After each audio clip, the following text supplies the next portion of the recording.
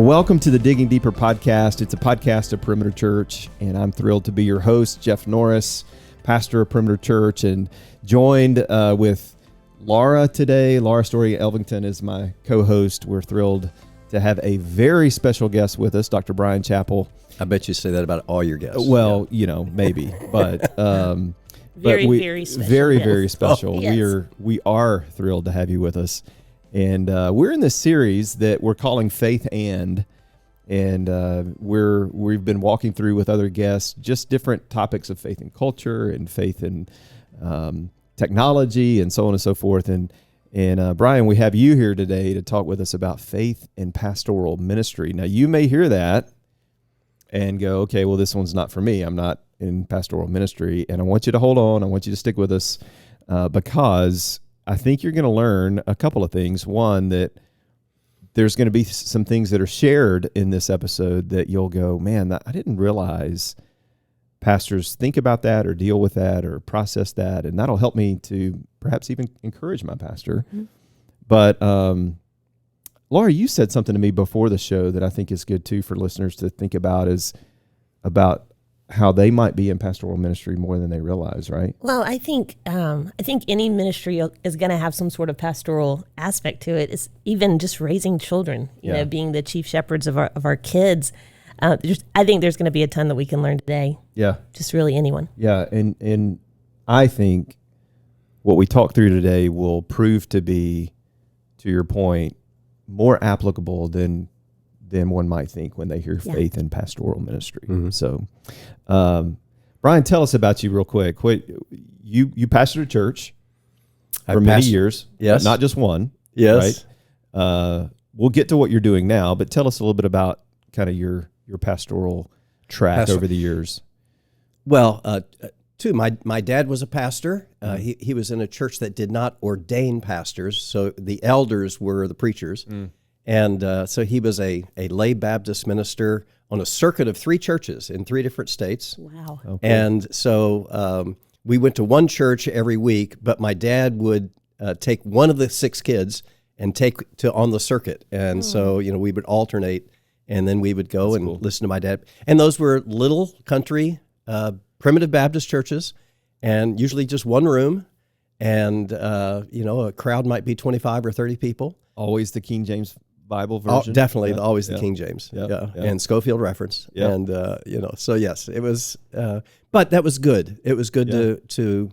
My dad was very faithful into his 90s. He was still on the circuit, and finding a successor was hard for him. And that was kind of his major task of the last decade of his life.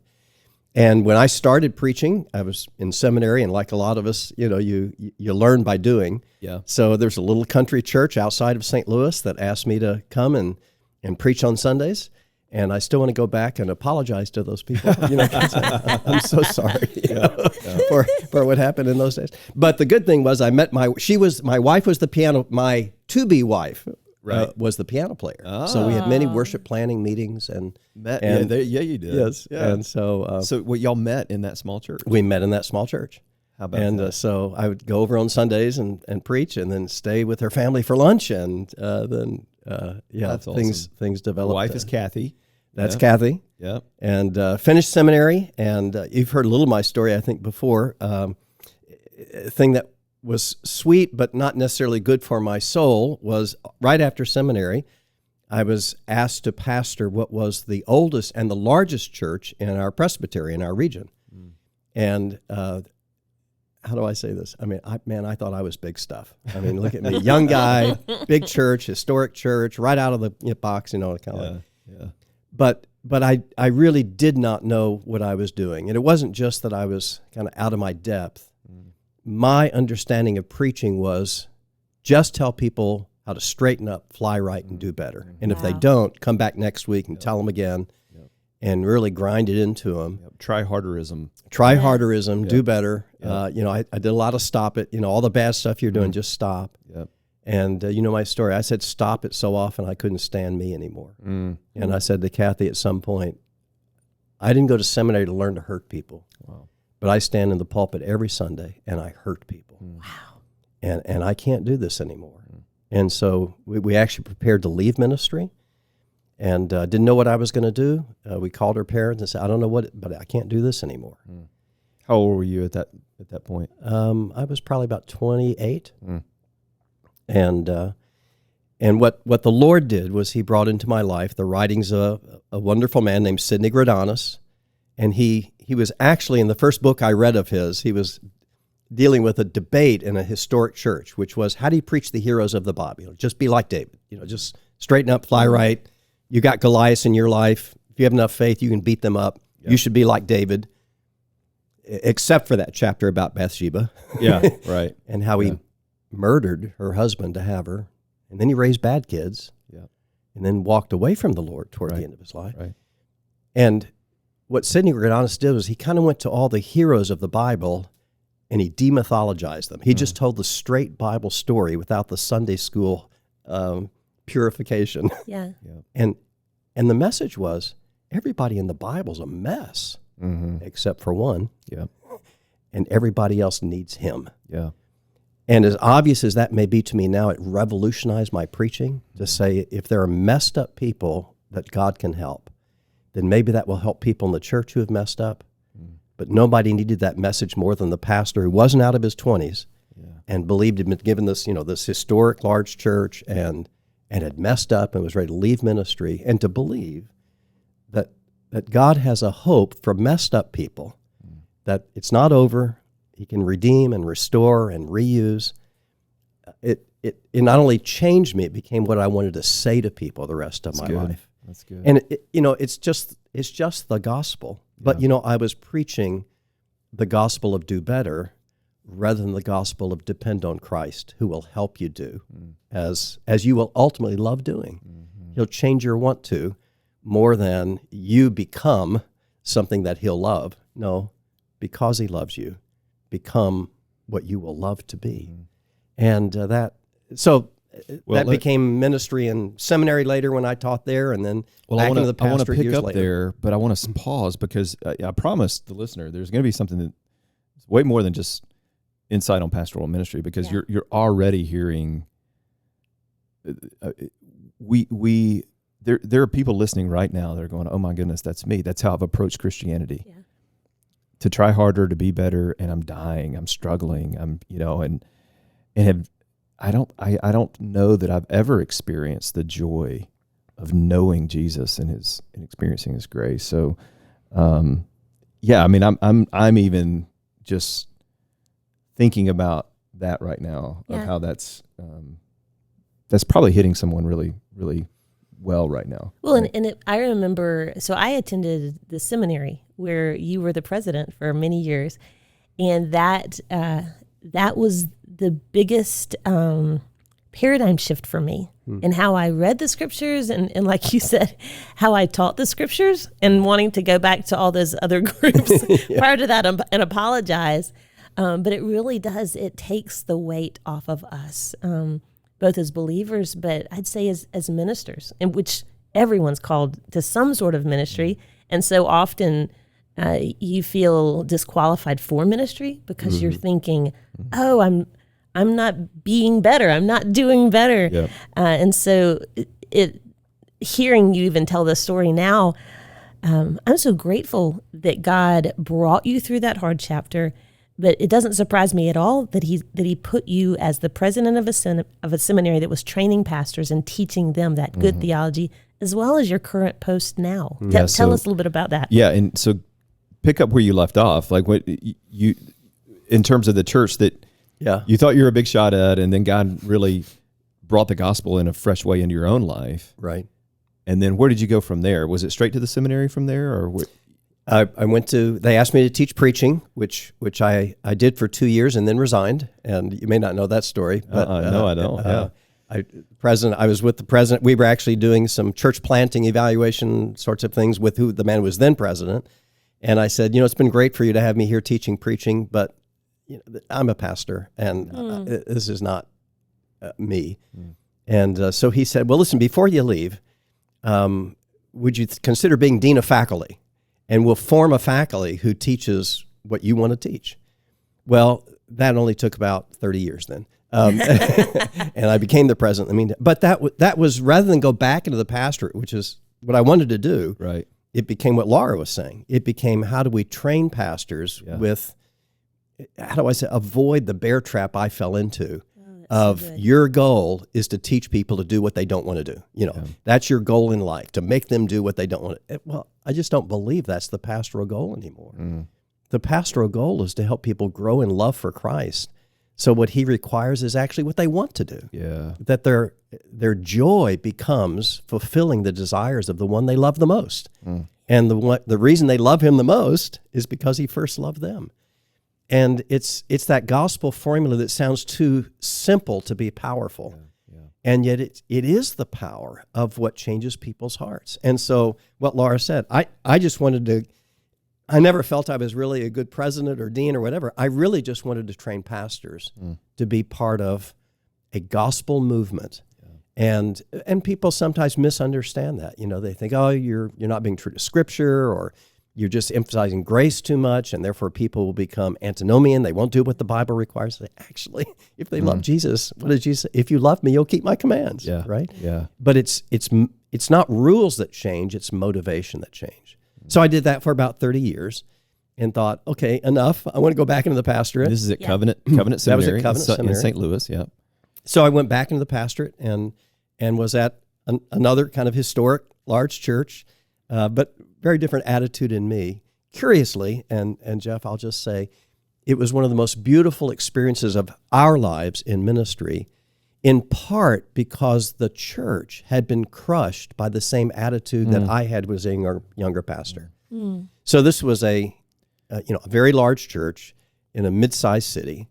And when the elders came to ask me to be the pastor, they said, would you come be the pastor of this church? And I said, I'm actually trying to get out of administration.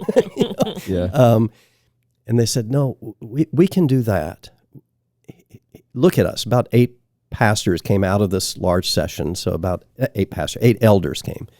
And they said, just look at who's in the room with us here. None of our children will attend our church.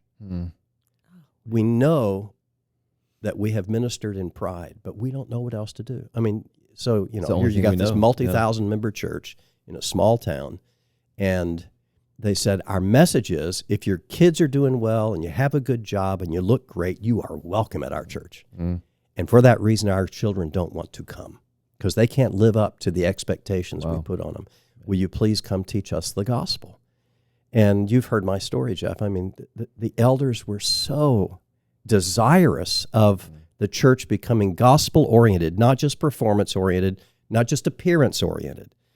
That everything, not everything we tried worked, but they were willing to try everything for the sake of their children and their community and outreach and let the gospel be known. And we grew and we were all lily white at one point, and then by the time I left, about half of our children were children of color, and we were translating in 5 languages, and it was because of those leaders who were just saying, whatever the gospel needs, we will do. Not what will make us bigger, brighter, shinier, but whatever the gospel needs. And I just praise God for that period of my life, bringing those men who were so malleable to what the Spirit wanted and so supportive of Kathy and me.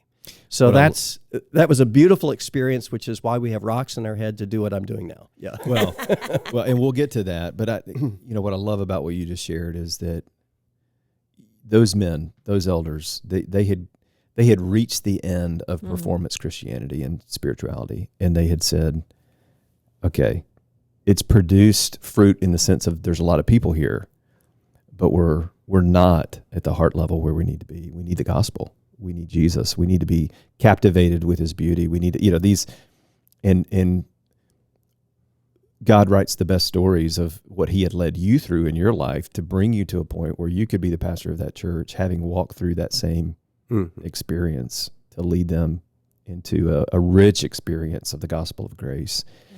When did, a question I'm curious about is, at what point along that journey did you write Christ-Centered Preaching? Because that was the book that trained me as a pastor, right? And I often joke, I preach now and pastor a church where the man who literally wrote the book on preaching that I was trained on is worships here. So and I have my critique sheet out every time. You joke about that, but we actually, the first few times you started coming, all the guys on the teaching team were nervous. It was like, were there charges brought up like that we don't know about? What's he doing here? there were times. So Bryan, for the listener, Bryan and Kathy worship at Perimeter, and we'll get to why they're here. And Kathy's a member here. Bryan is not because of his position now in our denomination, but.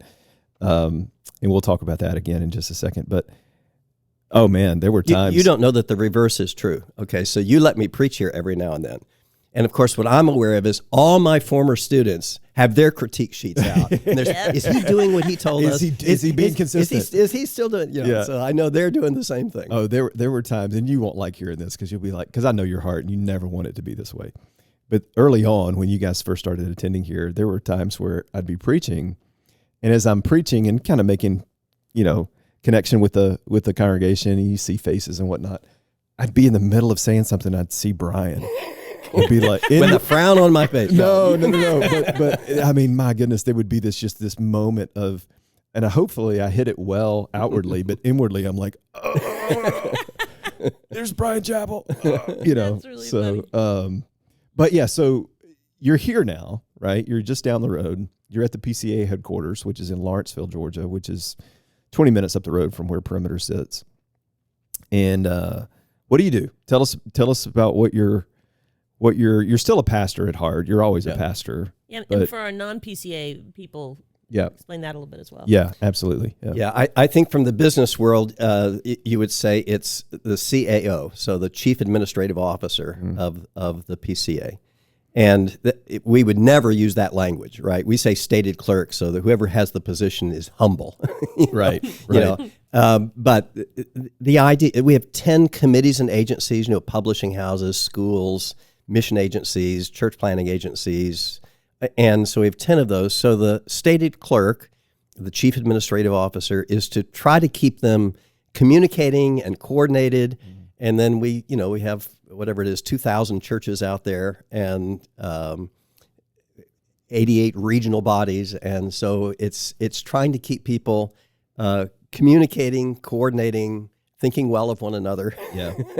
And that's usually the hardest job. Yeah. But again, Jeff, it's not, administration has never been my favorite thing. Pastoring is my heart. Yeah. And I think my sense of the job is, because of the strains in our culture right now, they enter the church, the polarities of whether it's politics or region or race or economics, all those tensions enter the church. Yeah. Which means the people who study us say we've never been more at odds with one another as a culture than since the Civil War. Yeah. That's true of the church too. Yeah. The church has never been more at odds with itself. And so when leaders of our church recruited Kathy and me to come for this position, for about 2 years we said, no, why would we ever want to do that job? We're in a church that we love with people that love us. But at some point we began to feel, would it be dishonoring to the Lord not to try to help his church in this time? Would we look back in 5 years and say, why didn't we even try?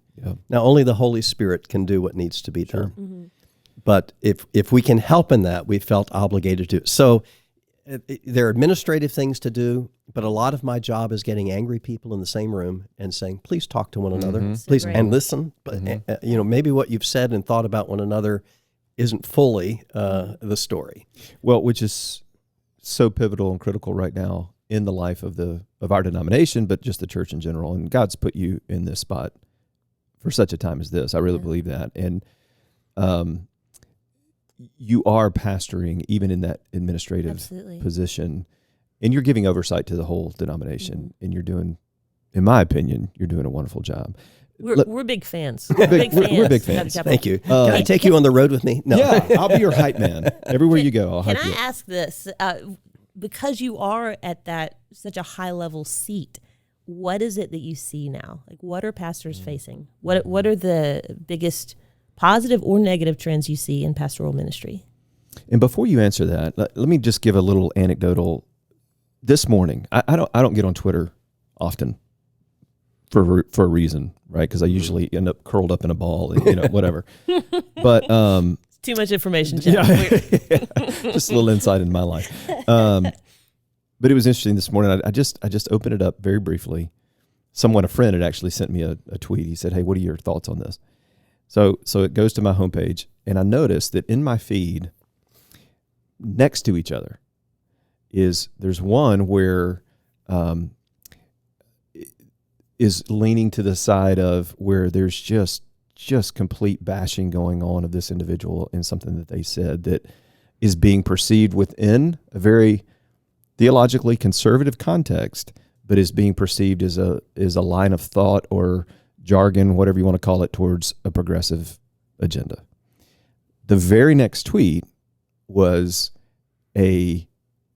another group of people coming after this individual, another individual who had said something that they perceived to be more on the ultra-conservative side, and that where there's this continued power grab and control and whatever. So anyway, it was interesting to me that just right there back to back, you had people really coming after quote-unquote progressivism, and then the very next tweet coming after far-right conservatism.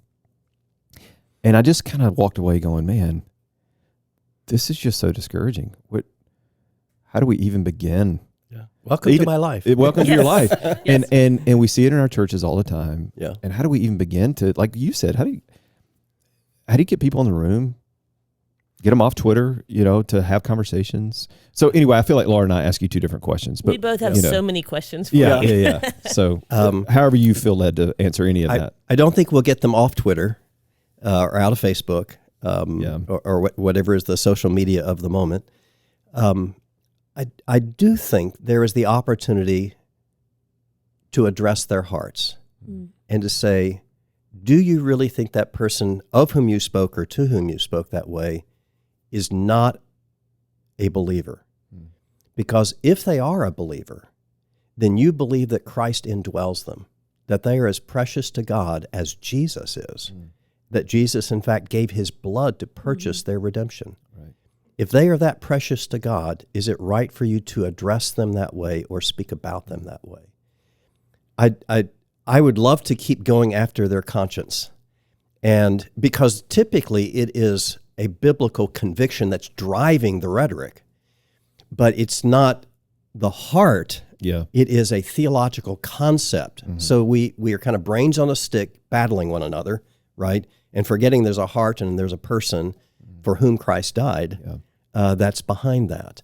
So it doesn't mean we can't express our convictions, but to express it with charity and love for the person. If that person is really as wrong as you say they are, then would not love demand that you try to dissuade them in a way that is gentle, respectful?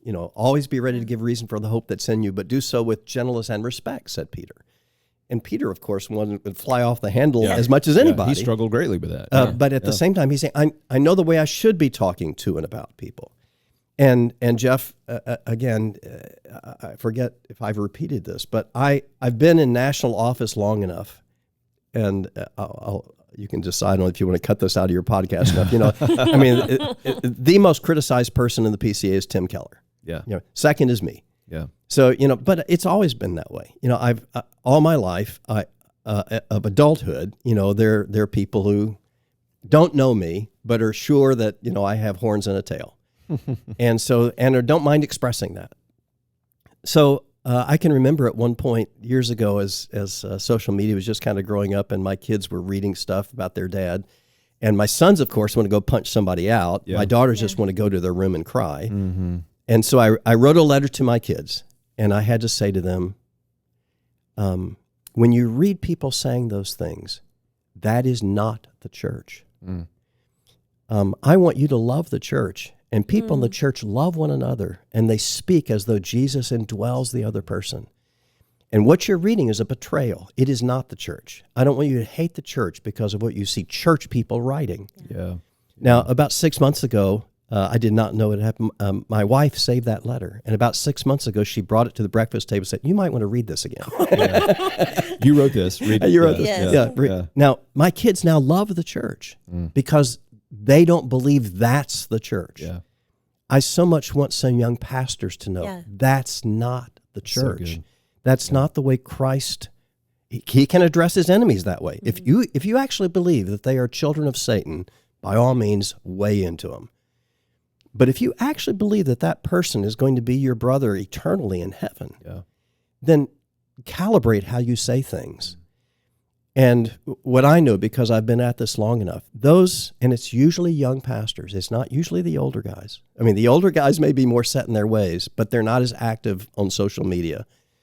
The guys who are most vitriolic on social media or whatever publication is present will ultimately leave the church or leave their families or leave the faith or take their lives. Because you can't live in darkness in one category of your life. So I just talk to people like this, and flame them. But when I talk to my wife, I'll be totally different. When I talk to my kids, I won't let that enter. You can't do that. Yeah. And the consequence is you end up destroying yourself in the campaign to destroy other people. Wow. So I my heart, it grieves for what you read. My heart grieves for what is usually young pastors who have not got a lot of history in the church, honestly, in this day and age. Most of the people who are pastors, their dads were not. They've not got long history in church. About half of them were converted in their young adulthood. Those are the pastors of this generation.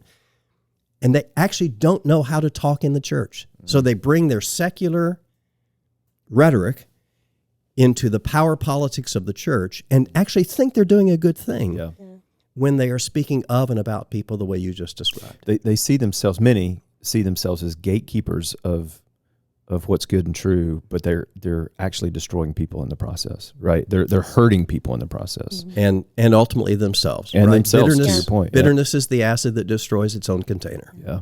Right. So assuming that no pastor intentionally goes down that road, what would you suggest keep someone? Well, wait, say that again. What do you suggest? To keep them from going down that road? Keeps them from going down that road. Gotcha. Well, honestly, what I'm trying to do in this podcast is warn them. So a warning, if you think you can speak about people in one category of life this way and it will not touch those that you love, that's just foolishness. You know that. Your own logic should tell you, I cannot live that way in that world. If it twists my heart to speak of people that way in this in this area of life, I will do it in other areas. Inevitably, I'm training myself how I speak to and about people. Yeah. So one is warning, but two, I think you have to keep saying, is that a child of Christ? Did Christ purchase them with his own blood?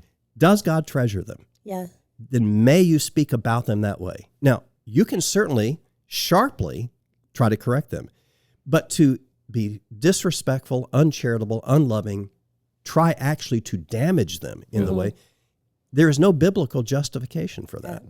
Speak of your convictions with power and force, of course. All of us are obligated to do that. But when the arguments get ad hominem, right? I'm trying to embarrass, I'm trying to mock, I'm creating memes about that person so that they will be foolish in other people's eyes. Then you're saying, where's that in the Bible? And so much of where those young pastors are, again, is, and I grieve for the pastoral model of what is faithfulness as a young pastor is I get to be an influencer, I get recognized on Twitter, I get recognized by my peers. They think I'm a really great guy because I can embarrass other people and argue. And I kind of go, there might be a widow in your church that needs your care right now. Right. There might be a couple that's coming apart that needs you to speak strongly but gently. There might be people who need to know the Lord that you might spend some time with right there. So the definition of what is a faithful pastor is being warped in our time. And I'm not I don't want to be an old geezer just harping on social media. They're going to be on social media. We're not going to change that. Right. But to say, has it become an addiction to you? Yeah.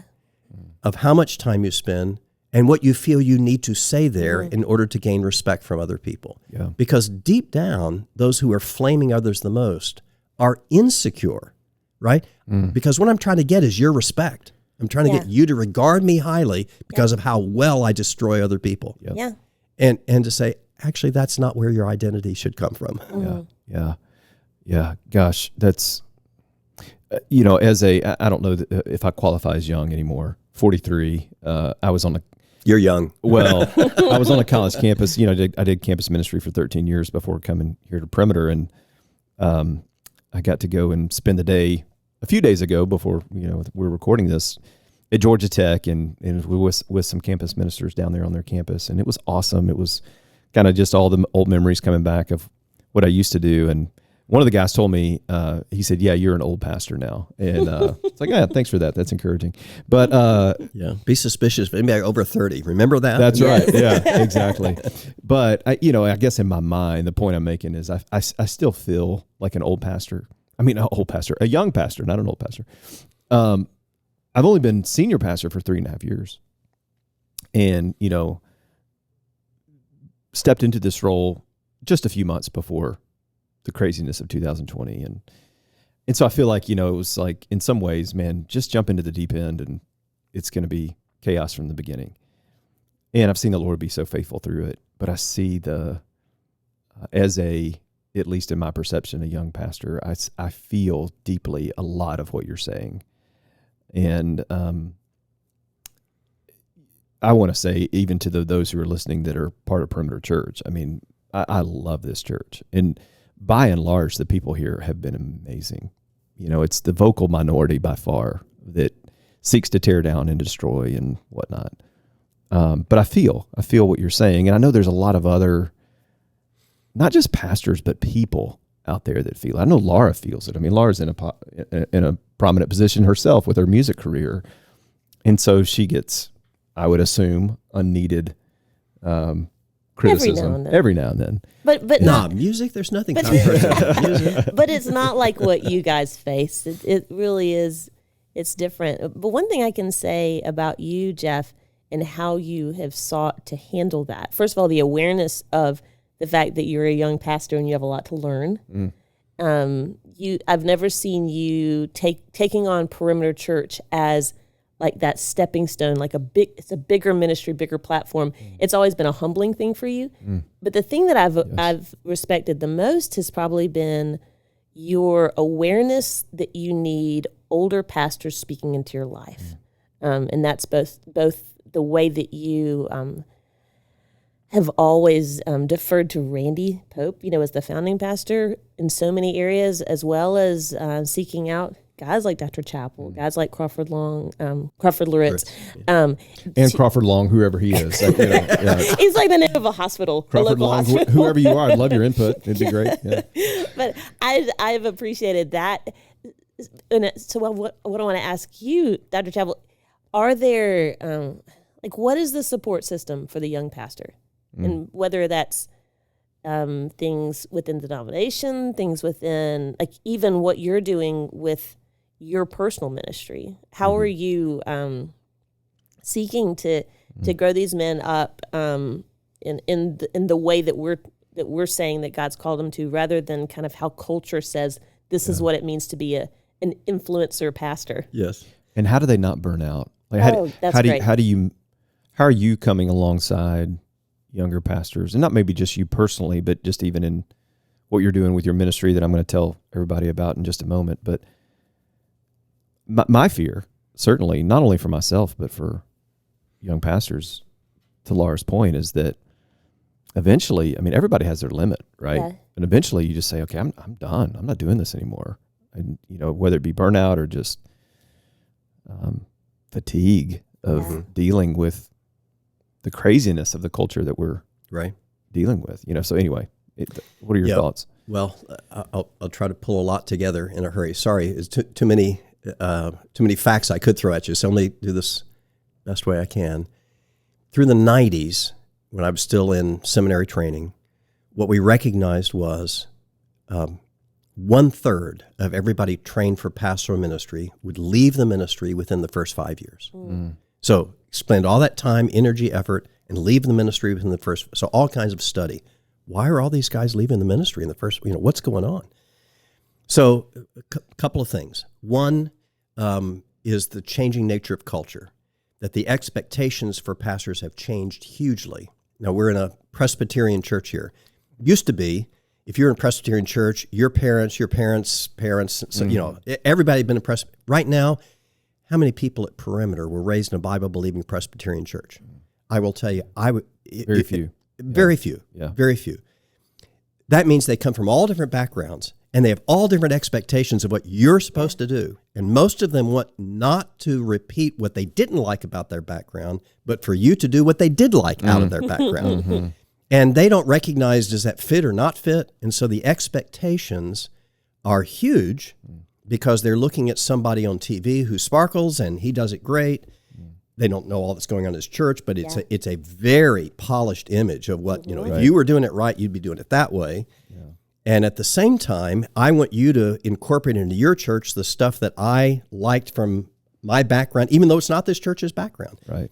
And you've got 6,000 people who are all saying that and pulling different directions, which means to your support system, if the leadership of the church is not saying, this is our mission and this is the direction we're going and we're supporting Jeff in this, then you will be torn apart by all the conflicting views from the different backgrounds. So that's one reason. But no matter what happens, our own humanity says, but I need to get real busy to make all these people happy somehow. I need to do enough that I can satisfy their desires. And that puts you on the treadmill so that you become, like a friend of mine once said, I feel guilty when I sit down. Because there's always something else to do. I can't do it. Yeah.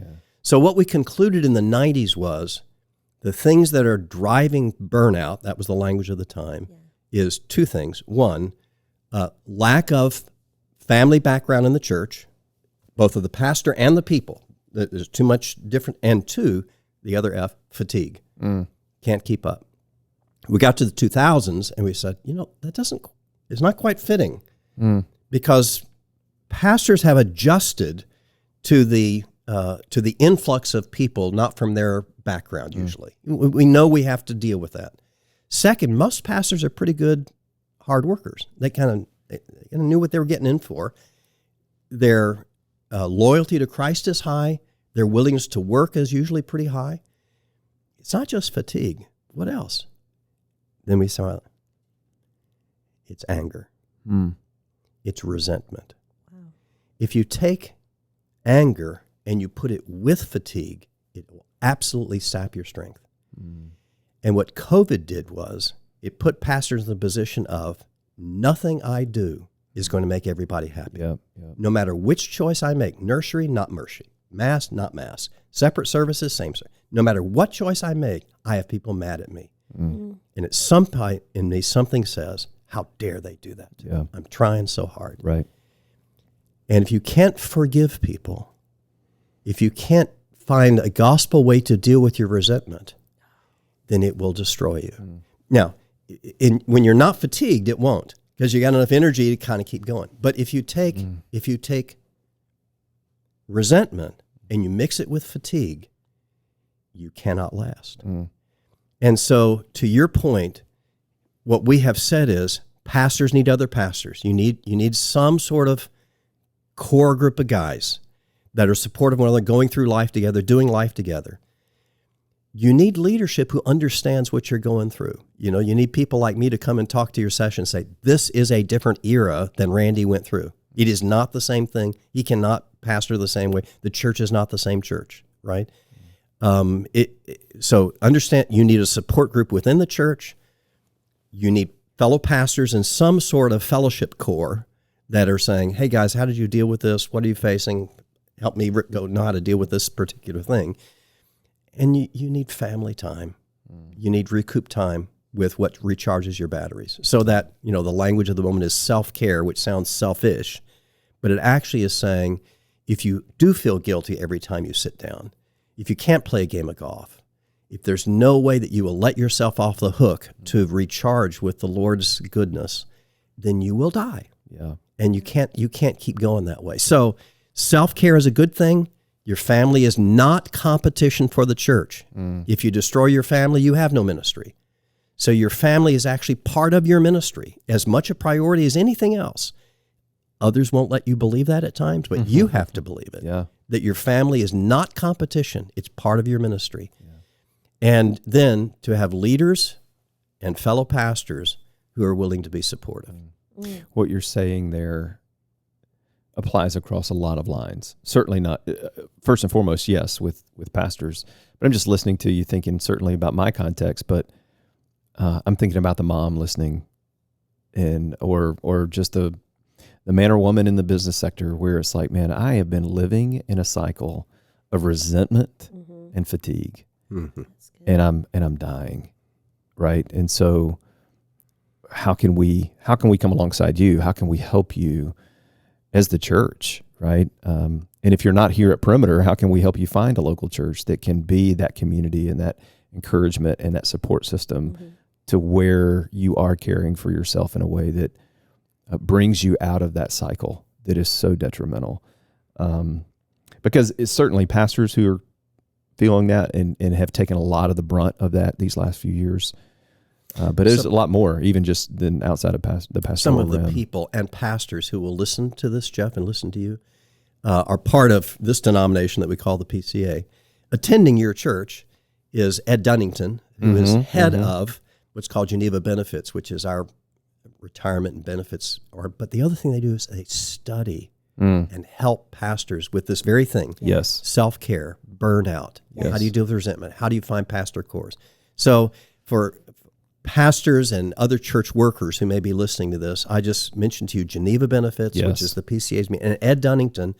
They have done marvelous work to say wonderful what work. helps people be maintained, survive, make progress in hard times. Yeah, I'm glad you mentioned that. Also, Laura, will you mention, tell the listeners about the ministry that Bryan has? Yeah, and I'd love for offers. you to talk a little bit about, if people go to Bryan Chapell, that's 1P, 2 L's, bryanchapell.com.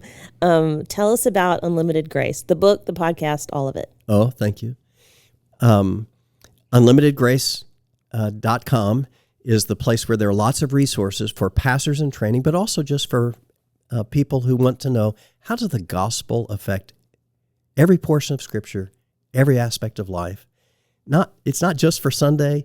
It's not just, we get to Easter and we'll talk about the gospel. How is the gospel woven through all of Scripture and give you strength for helping your kids, your marriage, your finances, your work life?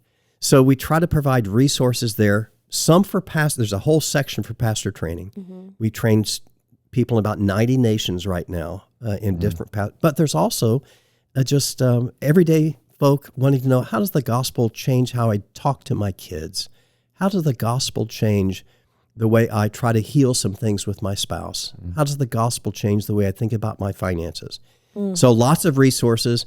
If you want pastor training, that's bryanchapell.com.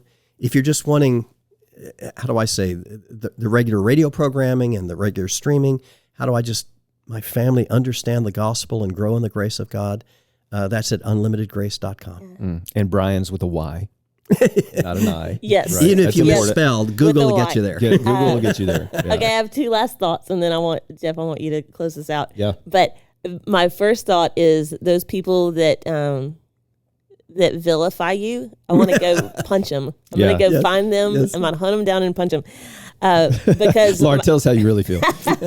Because my second thought is, I know it's like that old hymn that says, "Redeeming love has been my theme and shall be till I die." And that, when I think about you, this unlimited grace idea, it sounds like from the very beginning of your story, everything from your father taking you and showing you what true ministry was, pastoral ministry, to those lessons learned at that church, to where God has brought you now.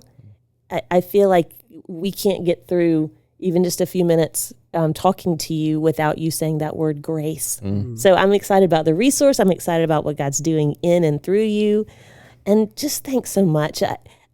One thing I'd love, if you could speak right now, and then Jeff, you can close this out.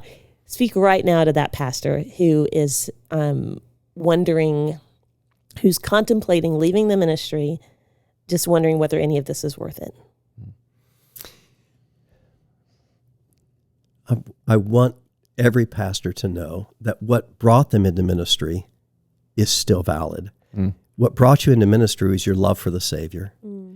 And the great blessing, the great job that we have is not getting people to straighten up or straighten out the church by vilifying people. And please forgive me if I made you mad at other people. That's not my goal. The great blessing of a pastor is I get to help people love the one that I love.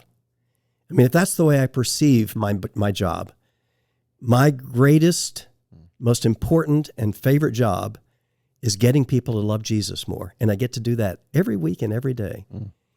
That's what brought me into ministry, and that's still valid, even when I've taken a few knocks for that pastor who's wondering if it's still worth it.